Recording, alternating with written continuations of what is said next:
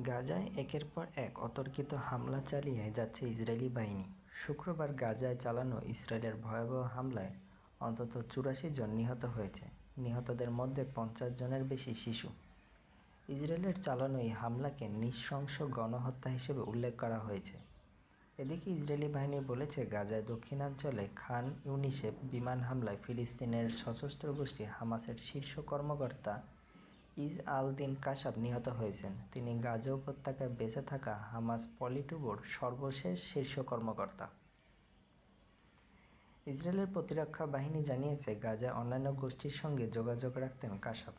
এরই মধ্যে কাসাবের মৃত্যুর তথ্য নিশ্চিত করেছে হামাস। সংগঠনটি কাসাবের মৃত্যুতে শোক প্রকাশ করেছে। হামাস বলেছে, ইসরায়েলি হামলায় কাসাবের সঙ্গে আয়মান আয়েশ নামের আরেক হামাস সদস্যেরও প্রাণ গেছে। গত বছর ৭ অক্টোবর থেকে গাজায় ইসরায়েল ও হামাসের মধ্যে যুদ্ধ চলছে। এতে এখন পর্যন্ত নিহতের সংখ্যা ৪২,০০০ ছাড়িয়েছে। আহত হয়েছে লক্ষাধিক। সেই সঙ্গে বাস্তুচ্যুত হয়েছে লাখ লাখ ফিলিস্তিনি।